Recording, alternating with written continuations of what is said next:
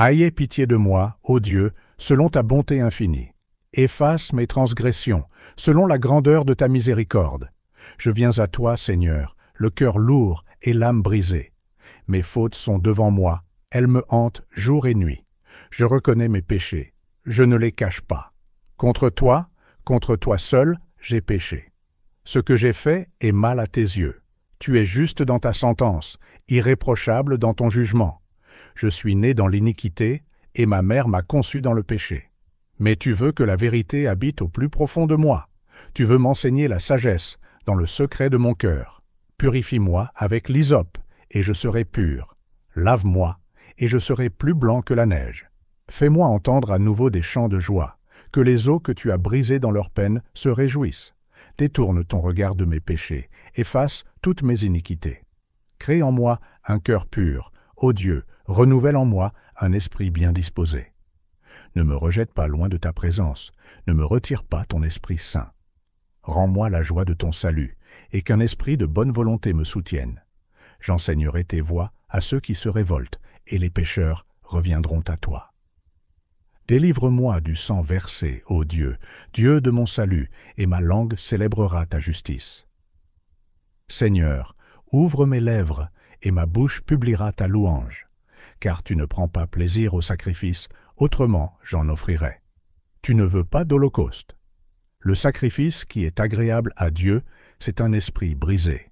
Ô Dieu, tu ne dédaignes pas un cœur brisé et contrit. Fais du bien à Sion dans ta bienveillance. Rebâtis les murailles de Jérusalem. Alors tu prendras plaisir aux sacrifices de justice, aux holocaustes et aux offrandes tout entières. Alors on offrira des taureaux sur ton autel. David ne s'appuie pas sur ses propres mérites. Il n'essaie pas de se justifier. Il connaît Dieu et sait que sa miséricorde est plus grande que son péché. Il appelle au pardon non à cause de qui il est, mais à cause de qui Dieu est. Voilà le début d'une vraie repentance. Reconnaître que seul l'amour inconditionnel de Dieu peut couvrir notre faute. Reconnaître son péché sans excuse. Car je reconnais mes transgressions, et mon péché est constamment devant moi. Volume 3. L'aveu est entier. David ne minimise pas, ne cache pas, ne rejette pas la faute sur les autres. Il dit « Mon péché est devant moi », c'est-à-dire qu'il l'affronte, il le regarde en face. Ce verset nous enseigne que Dieu ne veut pas d'une confession superficielle, mais d'un cœur qui se laisse sonder par la lumière de la vérité. Contre Dieu seul, j'ai péché. Contre toi seul, j'ai péché, et j'ai fait ce qui est mal à tes yeux. Worm 4. Ce verset peut troubler. David a blessé Bathsheba, tué son mari, provoqué un scandale national. Pourtant il dit « contre toi seul ». Cela ne nie pas le tort fait aux autres, mais cela montre que tout péché est, en dernière analyse, une rébellion contre Dieu. David comprend que sa faute est d'abord une offense à la sainteté divine. 4e, un besoin profond de purification intérieure. Purifie-moi avec l'hysope, et je serai pur. Lave-moi, et je serai plus blanc que la neige. Volume 7. L'hysope était une branche utilisée pour asperger du sang lors des rites de purification. David demande ici une purification spirituelle que seul Dieu peut accomplir. Il veut être lavé, pas seulement à l'extérieur, mais au plus profond de son être. Il veut retrouver la blancheur que seul Dieu peut restaurer. La création d'un cœur nouveau. Crée en moi un cœur pur, ô Dieu, et renouvelle en moi un esprit bien disposé. V10. Le verbe « créer » est le même que celui utilisé en Genèse 1. David ne demande pas une retouche morale. Il implore une création divine.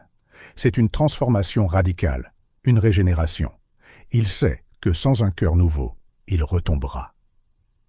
C'est là le cri de celui qui comprend que sa volonté seule ne suffit pas. Seul Dieu peut transformer le cœur. La peur de perdre la présence de Dieu? Ne me rejette pas loin de ta face, ne me retire pas ton Esprit Saint. V. 11. David ne craint pas tant les conséquences de son péché que la perte de la communion avec Dieu. Pour lui, la présence de Dieu vaut plus que le trône, l'honneur, la réputation. Il comprend que le péché détruit l'intimité spirituelle. Ce verset révèle une vérité puissante. La véritable souffrance du péché, c'est la séparation d'avec Dieu. Une repentance qui transforme les autres. J'enseignerai tes voies à ceux qui se révoltent, et les pécheurs reviendront à toi. Volume 13. Le pardon de Dieu ne s'arrête pas au pardon. Il restaure et envoie. David veut que son expérience serve à enseigner les autres. Celui qui a goûté au pardon profond devient un témoin vivant de la grâce. Il ne garde pas cette miséricorde pour lui seul. Il devient un instrument de réconciliation. Dieu ne veut pas seulement des sacrifices externes. Le psaume 51 est l'un des textes les plus bouleversants de toute l'Écriture. Il a été écrit par David après que le prophète Nathan l'eut repris à la suite de son péché avec Bathsheba. C'est un psaume de repentance, un cri du cœur d'un homme qui a compris l'ampleur de sa faute, mais aussi l'immensité de la grâce de Dieu. Dans ce psaume, nous découvrons non seulement la profondeur du péché humain, mais surtout la puissance du pardon divin. Une supplication pour la miséricorde, versets 1 à 2. Ô Dieu, aie pitié de moi dans ta bonté. Selon ta grande miséricorde, efface mes transgressions. Lave-moi complètement de mon iniquité et purifie-moi de mon péché. David commence par une prière simple mais profonde. Il ne plaide pas ses mérites, il n'expose aucune excuse. Il invoque uniquement la bonté et la miséricorde de Dieu. Cela nous enseigne que la repentance authentique ne cherche pas à minimiser la faute, mais à maximiser la grâce de Dieu. La connaissance de sa faute, versets 3 à 4. Car je reconnais mes transgressions, et mon péché est constamment devant moi. J'ai péché contre toi seul, et j'ai fait ce qui est mal à tes yeux. David ne nie pas, ne justifie pas, ne blâme personne. Il confesse. Il reconnaît que son péché, bien qu'ayant affecté Bathsheba et Uri, est avant tout une offense contre Dieu. Il comprend que tout péché est une trahison de l'alliance avec le Seigneur. La vérité intérieure, versets 5 à 6. Voici, je suis né dans l'iniquité et ma mère m'a conçu dans le péché. Mais tu veux que la vérité soit au fond du cœur. David reconnaît que le problème n'est pas seulement dans ses actions, mais dans sa nature. Il ne demande pas seulement à être pardonné pour un acte, mais transformé profondément. Dieu ne veut pas de la repentance de façade. Il cherche la vérité dans les replis les plus intimes de notre être. La demande de purification, versets 7 à 9. Purifie-moi avec l'hysope, et je serai pur. Lave-moi, et je serai plus blanc que la neige. L'hysope était utilisé dans les rituels de purification. David veut une restauration spirituelle complète. Il a soif de pureté, de joie, de communion retrouvée. Son désir n'est pas seulement d'être exempté de punition, mais d'être réconcilié avec Dieu. Un cœur nouveau, versets 10 à 12. Crée en moi un cœur pur, ô Dieu, renouvelle en moi un esprit bien disposé. David ne demande pas une réparation, mais une création nouvelle. Le mot « crée », en hébreu « bara », est le même mot utilisé dans Genèse 1. Il sait que seul Dieu peut refaire son cœur. Il supplie aussi que la présence du Saint-Esprit ne lui soit pas retirée. Il comprend que la source de sa force, de sa stabilité et de sa foi, c'est la présence de Dieu. Un engagement à partager, versets 13 à 15. J'enseignerai tes voies à ceux qui les transgressent, et les pécheurs reviendront à toi. David ne garde pas pour lui le fruit de la grâce. Il promet de devenir un témoin, un guide pour d'autres. C'est le fruit d'une repentance authentique.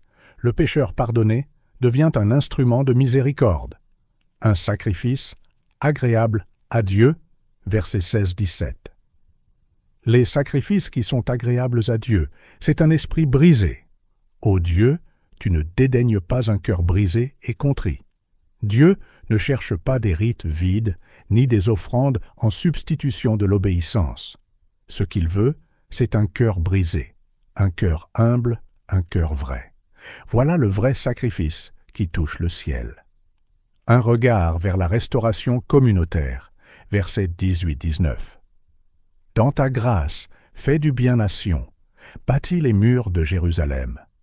David termine en élargissant sa prière. Il ne prie plus seulement pour lui, mais pour tout le peuple. Il sait que son péché a affecté la nation et que sa restauration personnelle peut aussi bénir la communauté. Il désire voir la ville de Dieu, le peuple de Dieu, prospérer dans la justice. La puissance de la repentance. Le psaume 51 nous rappelle une vérité essentielle. Aucun péché n'est trop grand pour la grâce de Dieu, mais aucune grâce n'est donnée sans un vrai repentir. David, bien qu'ayant commis l'adultère et le meurtre, est resté un homme selon le cœur de Dieu, non pas parce qu'il était parfait, mais parce qu'il savait revenir vers Dieu avec un cœur brisé. Ce psaume nous invite, chacun personnellement, à ne pas fuir Dieu quand nous chutons, mais à courir vers lui. Il est le seul qui peut nous purifier, nous renouveler et nous donner un cœur nouveau. Il est aussi celui qui transforme nos échecs en témoignages et notre honte en espérance.